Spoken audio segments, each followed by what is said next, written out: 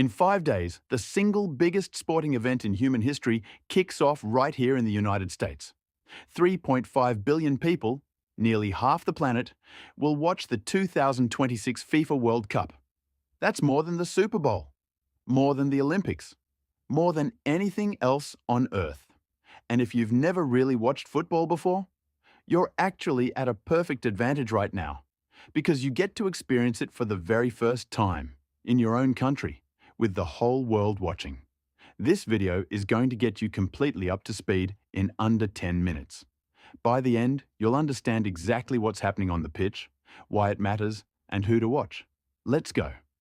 Football, or soccer as we call it in the US, is played between two teams of 11 players each. The goal is simple: get the ball into the other team's net more times than they get it into yours.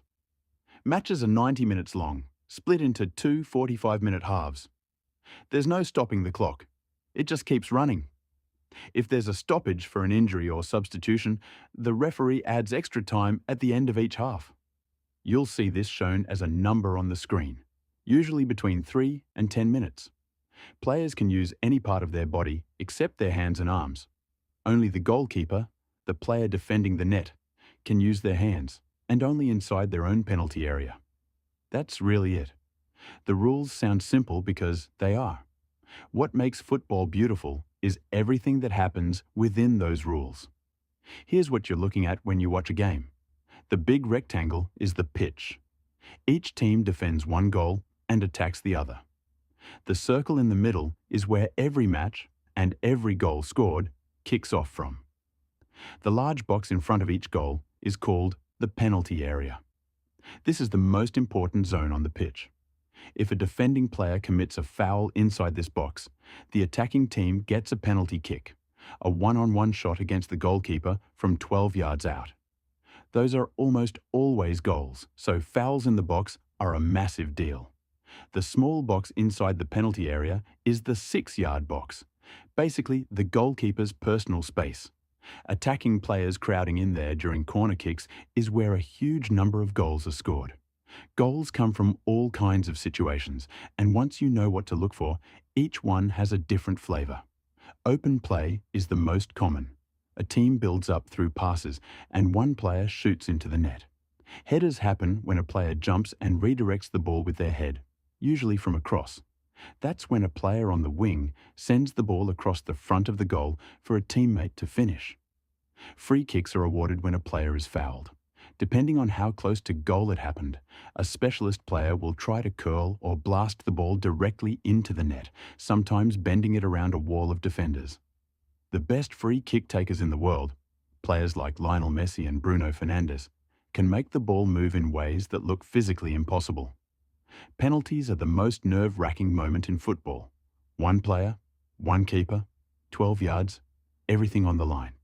The crowd goes completely silent before the kick. You'll understand why the moment you watch one. Okay, this is the one rule that confuses everyone the first time. But I promise it makes total sense. The offside rule exists to stop attackers from just camping next to the opposing goalkeeper, waiting for the ball to be kicked to them. That would make the game boring and unfair. Here's the rule. When the ball is played forward to an attacker, that attacker must have at least one defender, not counting the goalkeeper, between them and the goal at the moment the ball is kicked. If they don't, offside. The play is stopped and the other team gets a free kick. You'll see VAR, the video assistant referee, draw lines on the screen to check this. Sometimes the margin is literally a shoulder or a toe. It drives fans absolutely insane, which is part of the fun. The 2026 World Cup is the biggest one ever held. 48 teams from every corner of the planet competing for one trophy. It starts with the group stage. The 48 teams are divided into 12 groups of 4. Every team plays the other 3 teams in their group once. Win, and you get 3 points. Draw, and you both get 1 point. Lose, and you get nothing. The top 2 teams from each group, plus the 8 best third-place teams, advance. That's 32 teams moving forward. Then it becomes knockout football. Win, and you go through. Lose, and you go home. No second chances. From the round of 32, it goes to the round of 16, then quarterfinals, the the last 8 teams, then semi-finals, and finally the grand final on July 19th at MetLife Stadium in New Jersey. If a knockout game is tied after 90 minutes, you get 30 minutes of extra time. If it's still level after that, penalty shootout, 5 kicks each, sudden death after that. It is the most stressful 10 minutes in all of sport. You don't need to know every team. Just follow a few storylines and the tournament comes alive. Lionel Messi, Argentina's captain, widely considered the greatest player ever. He finally won the World Cup in 2022. This may be his last tournament. Every time he touches the ball, something magical might happen. Kylian Mbappé, France's superstar and the most dangerous attacker on the planet right now. Fast, clinical, and only 27 years old. He wants the trophy Messi has. Vinicius Jr., Brazil's electric winger, who can take on 3 defenders at once and make it look effortless.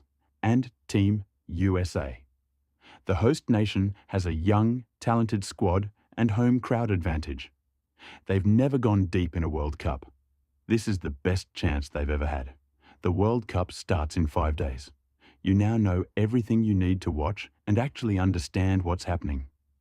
Over the next 6 weeks on this channel, we're going to cover every storyline, every upset, every iconic moment. Specifically for fans who are experiencing this for the first time. Subscribe so you don't miss a single video. The whole world is about to be watching the same thing. Now you're ready to watch with them.